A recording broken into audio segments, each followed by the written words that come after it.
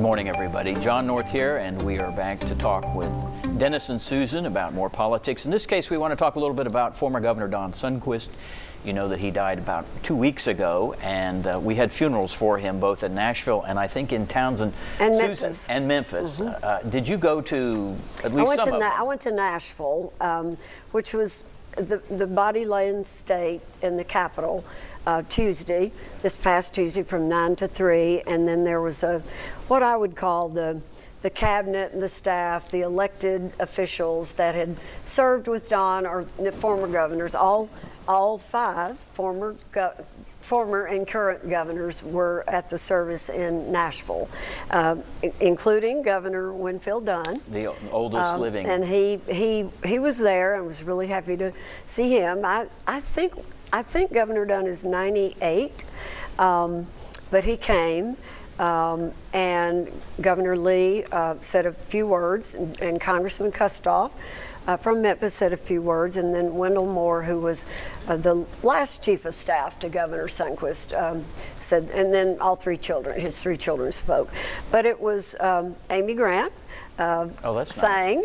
And it was a cute story, if I have time to tell it. Sure. Deke Sundquist, the governor's son, said several times, the governor said to him, "Now, Deke, at my funeral, I want you to ask Amy Grant to sing. What is that song I like, Martha?" And Martha would say, "I have no idea." And so Deeks was like, "How am I going to ask Amy Grant to sing that song if none of us know what it is?" And so after he passed, he called Amy, and he said, "Governor, won't you sing that song? And would you be willing to come and sing?" And she agreed. And I don't think anyone ever knew what the song was, but she sang a beautiful song. And it was a lovely service. But the cabinet and staff, senior staff, and we had some congressmen and former congressmen and folks like that came. So it was sort of the state service. We've had him on here on Inside Tennessee. Yeah. A very nice, gracious man. Pretty humble guy, too, I would say. I wonder, Dennis, if you have a sense of what his legacy will be, or if you think of him as the kind of guy, a Republican, who could get along with Democrats and Republicans. I thought he did a good job of getting along with everybody. He caught some real heat for a while from the Tennessee Conservative Union, if you recall, all friends of Susan's. And no, I think he didn't present. Some of our politicians want to act like they just fell off of a turnip truck. The man had class, brains, and presented well. He presented a very good image for the great state of Tennessee. The two things I remembered when I was there, I was the first commissioner of personnel when he was first elected. And he immediately went into this program called Families First. And it was really to try and help the children of Tennessee with the welfare to work programs so that kids would have more health care and more ability. I mean, you had to go to work to get some of your welfare checks at the time, but it was all based on and helping the kids. And then the other first thing he did was get rid of the PSC, the Public Service Commission, which had been full of politics for sure for a long time. Yep. And so they got rid of that and created the TRA, the Tennessee Regulatory Authority. So those were a couple of things. And then, of course, in his second term, the tax reform that he talked about became an income tax battle, and that didn't pass. But he really, honestly, until he died, would talk about that as it was needed.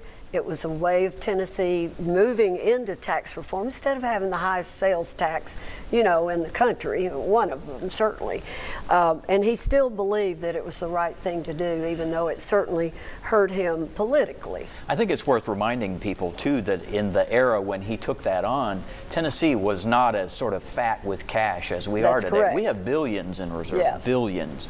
And we didn't have that back then. No, we didn't. He was a leader who stood up and said, hey, our finances are not so hot. We need to fix this. And that a lot of it was because of TennCare and some of the programs that had been passed that were really sucking the state dry at that point in time. But yeah, he tried, and he believed in it. I said until the day he died, he believed it was the right thing to do. Did you say he was at your birthday party once? He was. What was that all about? He was invited. It was during the Italian festival, and they had 2 opera singers there having dinner with us. I just walked into an ambush, is what happened. And I'm sitting with the governor and his wife, and these 2 opera singers, and Dr. Sharon Lord, and yes, it was quite the evening. He enjoyed a party, I will say that. Yeah, he did. Yeah, and he was quite the prankster, and loved to tell a good joke, and had a great memory for punchlines on jokes, unlike myself. But I think people didn't always see that side of him, but he really was somebody who enjoyed living, you know, and he had an incredible loyalty to his friends. I don't know. I just think he was really underestimated. Don Sundquist was born in Illinois and spent most of his political life in Nashville and Memphis. Ended up moving to East Tennessee, to Townsend after his retirement, and that is now where he is buried. And God bless him, and we thank him for his service. You're watching Inside Tennessee. We've got a commercial, and then we're coming back.